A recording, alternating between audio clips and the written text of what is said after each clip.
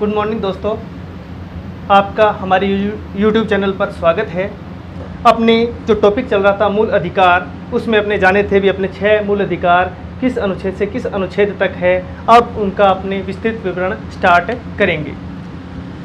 तो अपने देखे थे भी वर्तमान में अपने को 6 मूल अधिकार हैं।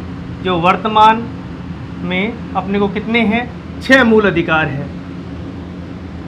तो इसमें सबसे पहले जो मूल अधिकार है वो कौन सा है? समता या समानता का मूल अधिकार। समता या समानता का मूल अधिकार ये कहाँ से कहाँ तक है? अनुच्छेद 14 से लेकर 18 तक।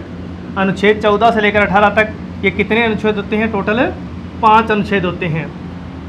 तो इसमें सबसे पहला है अनुच्छेद 14, राज्य क्षेत्र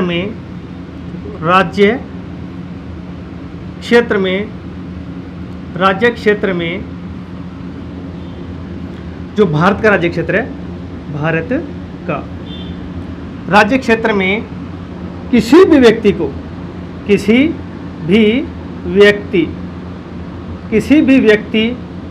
को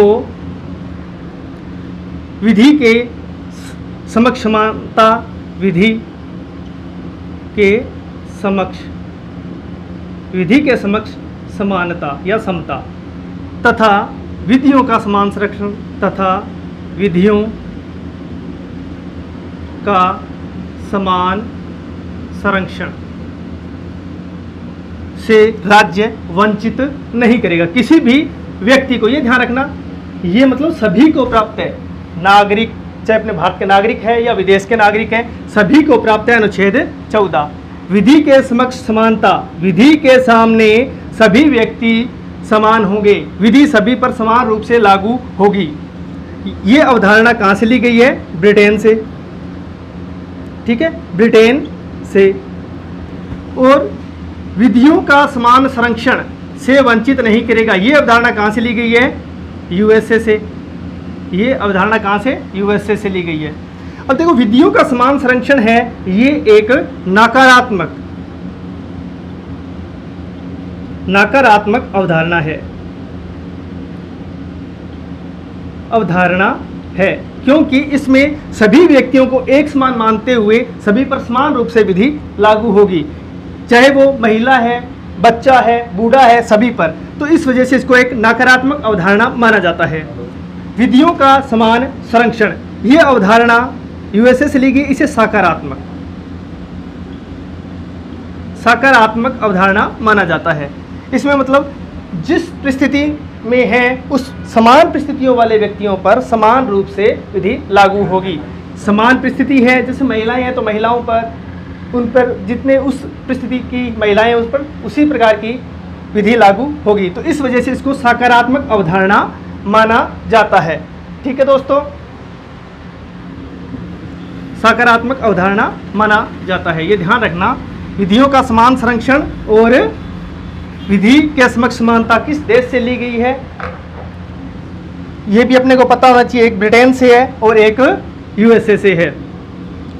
अब नेक्स्ट बात करते हैं अपने अनुच्छेद 15 की।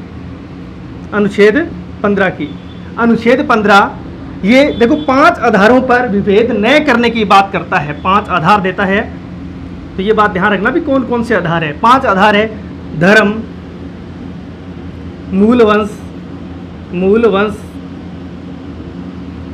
वंश, जाति, लिंग। धर्म, मूल वंश, जाति, लिंग। धर्म के आधार पर भेदभाव नहीं होना चाहिए। मूल वंश, जाति और लिंग के आधार पर भेदभाव नहीं होना चाहिए। और एक जो है जन्म स्थान पर भी भेदभाव नहीं करे। भी राज्य किसी भी व्यक्ति के साथ, किसी भी नागरिक के साथ, ये ध्यान रखना, किसी भी नागरिक के साथ धर्म के आधार पर, मूल वंश के आधार पर, धर्म के आधार पर, मूल वंश के आधार पर, जाति के आधार पर, लिंग के आधार पर और जन्म स्थान के आधार पर, ये 5 आधारों पर भेदभाव नहीं करेगा, कोई भी विभेदन नहीं करेगा प्रत्येक भारतीय नागरिक के साथ। केवल भारतीय नागरिकों को प्राप्त है, केवल भारतीय नागरिक, ठीक है, ये ध्यान रखना भी, केवल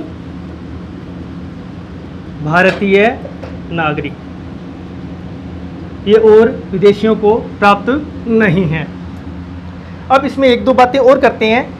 ये 5 आधार तो हैं केवल भारतीय नागरिकों को। अब इसमें देखो 15 अनुच्छेद 15 के अंदर ये बात दी गई है भी किसी भी व्यक्ति के साथ धर्म, मूल वंश, जाति, लिंग, जन्म स्थान के आधार पर भेदभाव नहीं करेगा। और जो सार्वजनिक स्थान है, सार्वजनिक कुएं हैं या कोई मॉल है, ठीक है, या कोई सिनेमा घर है या कोई सड़क है या कोई जो राज्य के द्वारा व्यवस्थित कुएं वगैरह है, उन पर भी किसी भी जाति, धर्म, मूल वंश के आधार पर कोई भेदभाव नहीं किया जाए। अब इसमें 2-3 बातें जो इसका उदाहरण के स्वरूप में है। अनुच्छेद 15(3), इसमें देखो विभेद की बात करता है। ये कहता है कि जो महिलाएं और बालक है,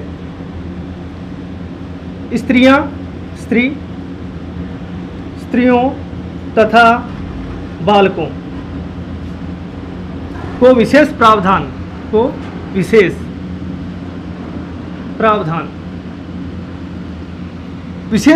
की बात करता है। 15(3) क्या कहता है? स्त्रियों और बालकों को आरक्षण की व्यवस्था राज्य कर सकता है।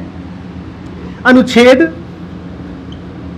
15(4) ये क्या कहता है? सामाजिक तथा शैक्षिक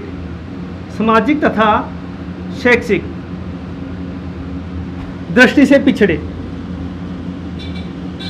सामाजिक तथा शैक्षिक दृष्टि से पिछड़ों के लिए विशेष प्रावधान, मतलब आरक्षण की बात करता है। जो SC/ST जातियां हैं, उनको जो सामाजिक रूप से पिछड़े हुए हैं, शैक्षिक रूप से पिछड़े हुए हैं, उनके लिए आरक्षण की बात करता है। और शिक्षण संस्थाओं में आरक्षण की बात करता है। ये शिक्षण संस्थाओं में आरक्षण, तो ये ध्यान रख लेना भी, शिक्षण संस्थाओं में आरक्षण कौन से अनुच्छेद के तहत है? तो 15(4) के तहत है। अब इस पे अपने आगे करते हैं 15(5), अनुच्छेद 15(5) ये क्या कहता है? अनुच्छेद 15(5) इसमें है निजी शिक्षण संस्थाओं में, निजी शिक्षण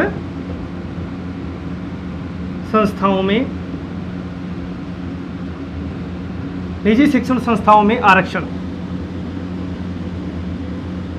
ये ध्यान रखना भी, निजी शिक्षण संस्थाओं में आरक्षण जो 15(5) के तहत दिया गया है।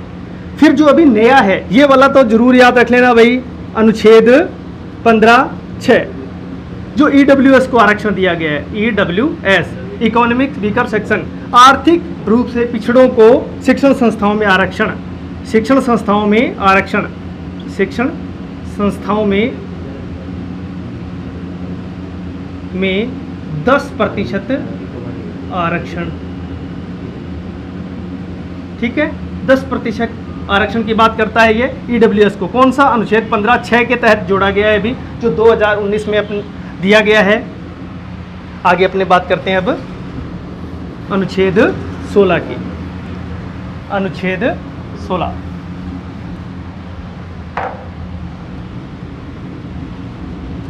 16 क्या कहता है? अवसर की समानता या समता, ठीक है। फिर राज्य नियुक्तियों में राज्य क्या करे? राज्य के अधीन जो भी नौकरियां हैं, राज्य के अधीन नौकरियों में आरक्षण की बात करता है। राज्य के अधीन नौकरियां या नियुक्ति, राज्य के अधीन नौकरियां या नियुक्ति में किसी भी नागरिक के साथ, किसी भी नागरिक, ये ध्यान रखना भी, नागरिक, तो ये भी नागरिकों को प्राप्त है। किसी भी नागरिक के साथ भेदभाव नहीं, किसी भी नागरिक के साथ विभेद नहीं, किसी भी नागरिक के साथ विभेद नहीं करेगा राज्य। किस आधार पर? देखो 5 तो वही है, धर्म, मूल, वंश, जाति, धर्म, मूल, वंश, जाति, लिंग, जन्म स्थान, ठीक है, और इसमें है उद्भव व निवास।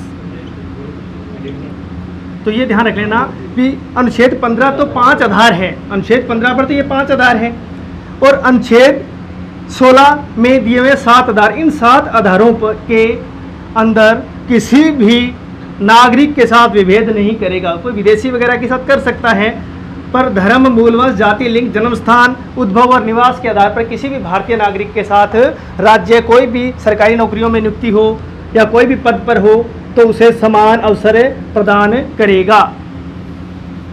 ठीक है, अब इसमें ध्यान देंगे अनुच्छेद 16 के अंदर ही 16(4), अनुच्छेद 16(4) यह क्या करता है कि जो पिछड़े वर्ग है, पिछड़े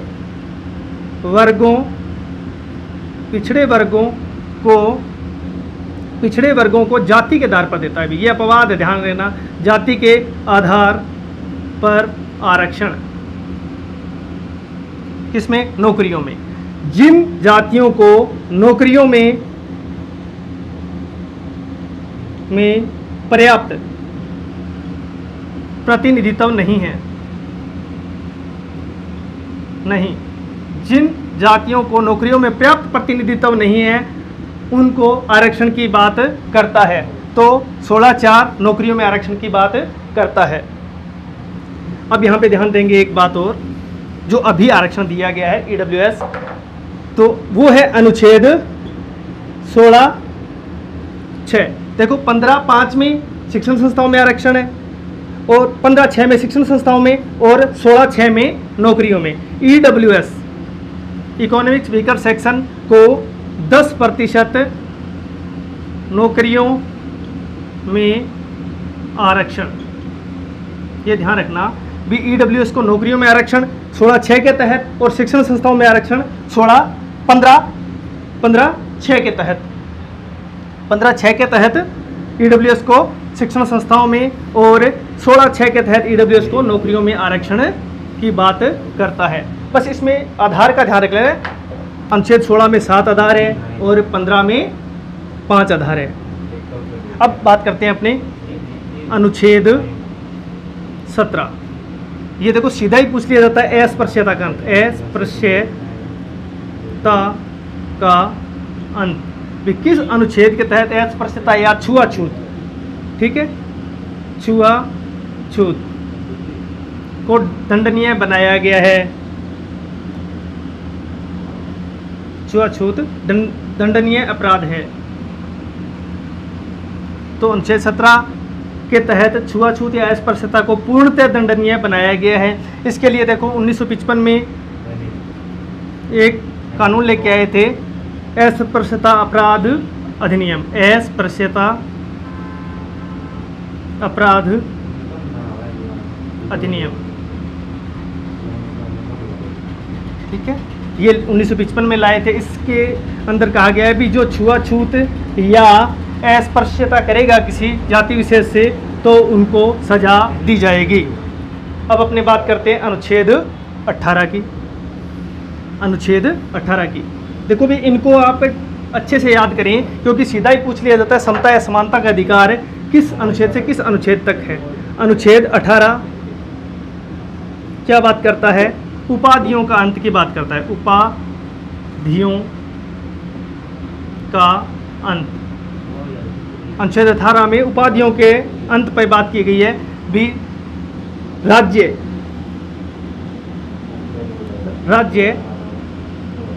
सेना या शिक्षा के अलावा, सेना या शिक्षा के अलावा कोई और उपाधि नहीं देगा, कोई और उपाधि नहीं, कोई और उपाधि नहीं देगा। सेना और शिक्षा दो ही उपाधियां दी गई इसमें, एक तो सेना और एक शिक्षा, इनके अलावा और कोई उपाधि नहीं देगा। तो इसमें बात आती है कि एक विवाद आया है, कौन सा, जो भारत रत्न पद्म विभूषण, भारत रत्न पद्म विभूषण, पद्म भूषण, पद्मश्री, तो ये उपाधियां हैं, ये बात आई। तो इसमें कोर्ट ने कहा कि ये उपाधि नहीं, ये उपाधि नहीं, सम्मान है। ये कौन सा केस था? ये है बालाजी राघवन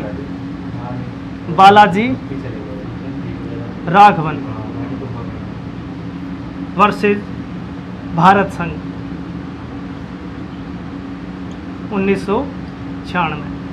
1996 में ये केस आया कि इसमें इन्होंने कहा कि जो भारत रत्न, पद्म विभूषण, पद्मश्री, ये है जो एक उपाधियां हैं, तो ये इसके अलावा दी जा रही है सेना और शिक्षा के अलावा।